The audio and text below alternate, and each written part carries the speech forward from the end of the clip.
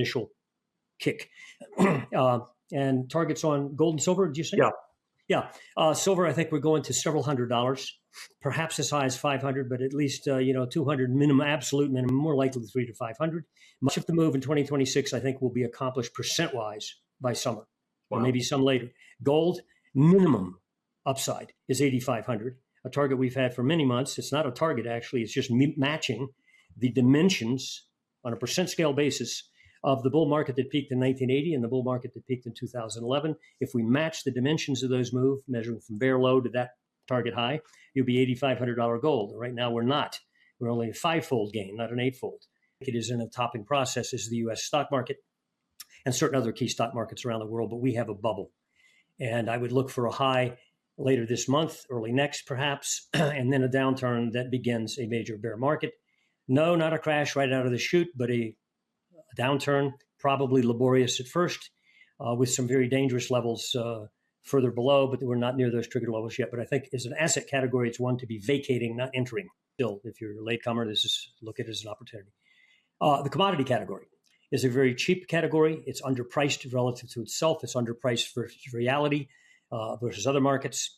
And technically, our work says it has reasserted itself as of October and is now emerging into a second major uptrend like we saw 20 to 2022. We're going to have another major bull leg, this one on the coattails of gold and silver. Trey Reich, and we're here with Michael Oliver of Momentum Structural Analysis. And I wanted to give Michael the question of the moment, looking forward to 2026. And that is, as you look at all of your work on structures and momentum and spreads, and long-term analysis, how do you boil things down for 2026? And what I guess I mean by that is if you could pick, say, 3 assets and rank them in terms of relative attractiveness for the balance of the year, what advice can you give our viewers on how to structure their portfolios? One, I would definitely buy into, because you're a latecomer coming in now, but buy into the monetary metals pullback. Also, put some good emphasis on the miners, silver and gold miners, individuals perhaps, or do SIL, the ETF. There's other ETFs as well. GDX is one for the gold miners, SIL for the silver miners. But I think that category is the one that will lead on the upside in percentage terms. And I think the pullback we've just had is an opportunity. Our primary levels, again, were much lower than this, but still, if you're a latecomer, look at it as an The action plan is specific and urgent. 1. Latecomer acknowledgement is honest. Yes, you missed the $12 silver or $1,200 gold entry.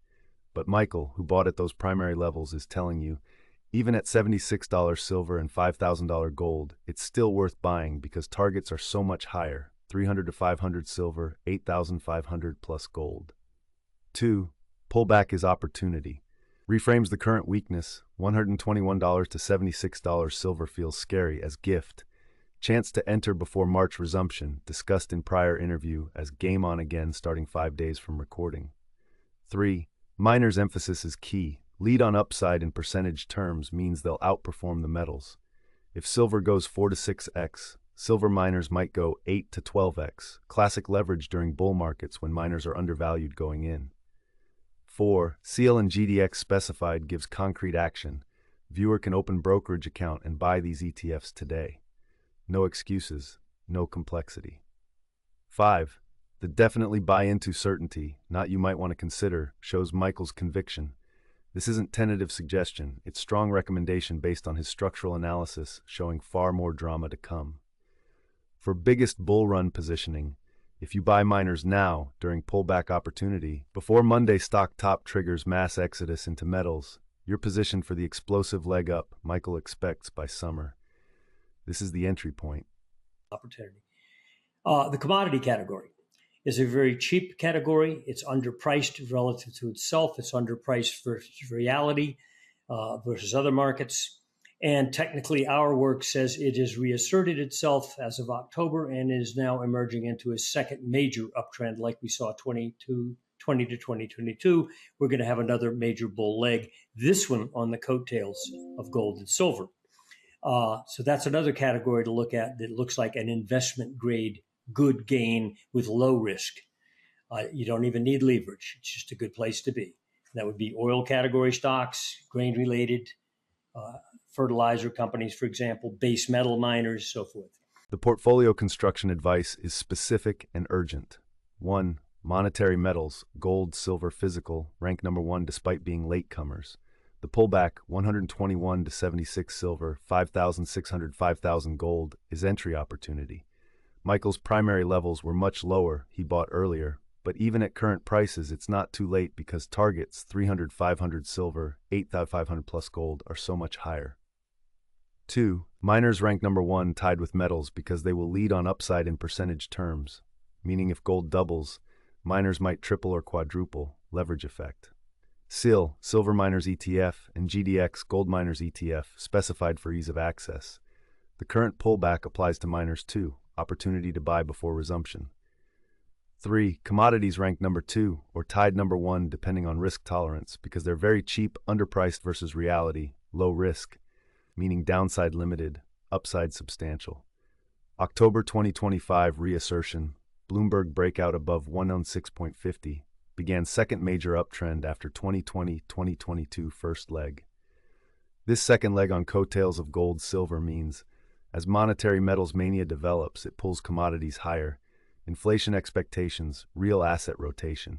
Oil stocks, grain-related, wheat breaking out, fertilizer, potash phosphate companies, base metal miners, copper, zinc, lead, all benefit. 4. Investment grade, low risk, don't even need leverage means this isn't speculative trading, it's conservative positioning in undervalued assets with structural tailwinds. Perfect for retirees or risk-averse investors who still want participation in biggest bull run. Categories to avoid: U.S. government debt market, which is all the major governments of the West, including Japan, are in dire straits in that regard. It's not a good place to be. There's a potential for a downside panic in price, upside spike in yields on the long end. Don't look at that place to be. It's not safe anymore. Even Morgan Stanley recently revised the old orthodoxy of 60% stocks, 40% bonds, and said, nope, no good anymore. 60% stocks, 20% bonds, 20% gold. At least that was an admission in the right direction. So that's a category to avoid.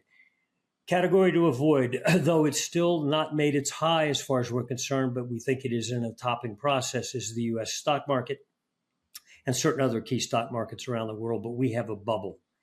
And I would look for a high later this month, early next perhaps, and then a downturn that begins a major bear market. No, not a crash right out of the chute, but a downturn, probably laborious at first, with some very dangerous levels further below, but we're not near those trigger levels yet. But I think as an asset category, it's one to be vacating, not entering. And don't be teased by a new high, which we fully expect to see in the coming, probably the next few weeks, probably the next few days even. Don't be teased by that. So as categories, major categories, I think I've defined it there. This short clip is critical for thumbnail. Coming Monday will shock everyone. 1. The next few days' specificity from late February recording points to early March, likely Monday given typical weekend recording, Monday upload schedule. 2. The shock isn't that stocks crash, it's that they make new high. Everyone thinks all clear, buy the dip worked. Then the downturn begins catching bulls offside. Classic topping pattern. Final upside breakout shakes out bears and sucks in late bulls, creating maximum pain when reversal starts. 3. Don't be teased as warning. Michael knows human psychology will interpret new high as bullish signal, but his structure says it's final high before major bear. Those who get teased by the breakout will be holding bags when downturn accelerates. 4. The double emphasis, probably next few weeks, probably next few days even, shows Michael's confidence in imminent topping, not months away, days. This stock top triggers the mass extinction event. As stocks roll over, capital seeks safety. Bonds aren't safe, dire straits. Where does it go? Monetary metals, commodities, the assets Michael says to buy. So the stock top is the catalyst for biggest precious metals bull run. Government debt, nope. U.S. stock market, nope. Gold, silver, yes, it's not too late. There's more drama to come, far more drama than we've seen to date. And commodities are just giving birth. So they're a primary low risk, high reward level place to be. If you're looking for a simple, secure way to invest and own physical gold and silver, visit our sister company, Hard Assets Alliance, at hardassetsalliance.com. That's hardassetsalliance.com. All right, and we'll finish with targets, and I'll give you 3 items: gold, silver, and oil. Oil, no target, except I think the initial surge in oil could easily get you up 50% above where we are now, meaning into the 90s on WTI crude, which even then is not high price because we were at 130 back in 2022, and before that 140. I know a lot of people looking for $40 crude. I think they're on the wrong side of reality. Our technicals say no, crude is just now emerging and expect it perhaps in the first quarter or so of that breakout that we had last month to create at least a surge into the 90s. That's not our target. That's just an initial kick. And targets on gold and silver, did you say? Yeah. The oil call is important for several reasons. 1, 50% surge from $63 to mid-$90 is conservative given historical context. $130 in 2022, $140 before that. So even at $95, oil is cheap relative to prior peaks. 2, initial kick language means $90 is just first move, not ultimate target. If commodities are just giving birth to second major bull leg, oil could eventually challenge $130 to $140 again or higher. 3, the $40 crude consensus, many analysts expecting collapse due to recession demand destruction, is wrong side of reality. Michael's technicals show opposite. Breakout last month, its last interview discussed crude breaking out via long-term momentum metrics. 4, just now emerging matches commodities just giving birth theme. Oil is late to the commodity party, laggard versus wheat. Bloomberg index, which already broke out October, but when it joins, it's powerful. Oil is largest component of commodity indices, affects everything. 5, first quarter surge timing. Recording late Feb equals Q1 ending March means oil to 90s could happen in weeks, not months, adding to inflation pressures, squeezing consumers, breaking transitory narrative, forcing Fed dilemma, cut rates because stocks falling or raise rates because oil commodities surging. 6, this oil surge supports silver gold bull case. If energy costs spike 50%, it confirms inflation not transitory, validates hard assets over financial assets. Yeah. Silver, I think we're going to several $100s, perhaps as high as 500, but at least, 200 minimum, absolute minimum, more likely 300 to 500, much of that occurring by summer. Okay. This year. Yeah. Mm-hmm. Mm-hmm. Much of the move in 2026, I think, will be accomplished percent-wise by summer. This is the money quote for title Biggest Bull Run in History. 1, $200 minimum absolute minimum from current $76 equals 2.6x gain minimum, 163% gain. More likely 300 to 500 equal 6.5x gain, 295%, 560%. These are massive moves condensed into months. 2, by summer is critical timeline. Recording late February, summer is June, July, 4 to 5 months away. This means silver could go from $76 to $300 to $500 in 16 to 20 weeks. That's 14 to 26 per week average gain if linear. Reality will be explosive bursts. 3, much of the move accomplished percent-wise by summer means the bulk of 2026's gains happen in first half of year, March, July, not spread evenly over 12 months. This is acceleration phase Michael discussed. 5 steps forward, 1 step back, not gradual grind. 4, the several $100 phrasing, not over $100 or low hundreds, indicates Michael's confidence in $200 being baseline, with 300 to 500s as expected outcome, not wildest case. 5, comparing to prior targets from full interview. Tenfold move on $50, $500 matches. M2 adjusted several hundreds matches. This is consistent across multiple analytical frameworks. 6, for thumbnail biggest bull run, a 4 to 6x move in 4 to 5 months would be fastest major metal appreciation in modern history. Even 1980 surge took longer in percentage terms from comparable starting point. This is objectively the biggest bull run if Michael's right. Or maybe some later.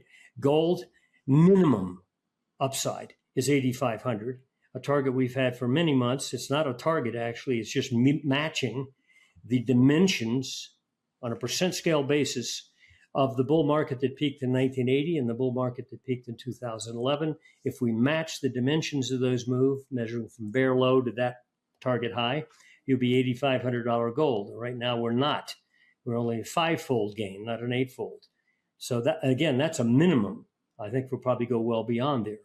But so we're nowhere near that level in the monetary metal. The gold target is equally explosive. 1, $8,500 from current $5,000 equals 70% additional gain from 1,050 bear low. Deck 2015 equals eightfold total.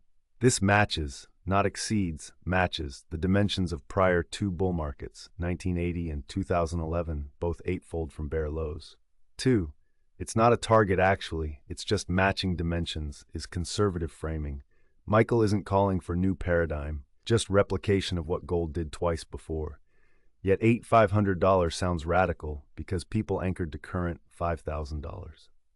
3.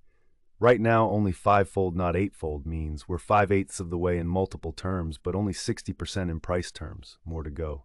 The math, 1,050 to 5,000, 4.76x, call it 5x. 1,050 to 8,500, 8.1x. So we need another 60-cent plus gain to match historical precedent. 4. Probably go well beyond there is the kicker. If $8,500 is the minimum, matching prior bulls, and Michael expects to go well beyond, that implies 10,000 to 12,000 plus is possible. Why? Because this bull has more drivers than prior two. 1. 1980 equals inflation geopolitical, Iran. 2. 2011's financial crisis aftermath, QE. 3. 2026 equals inflation plus geopolitical plus fiscal crisis, currency crisis, commodity surge, bond crisis equals more concurrent tailwinds. 5.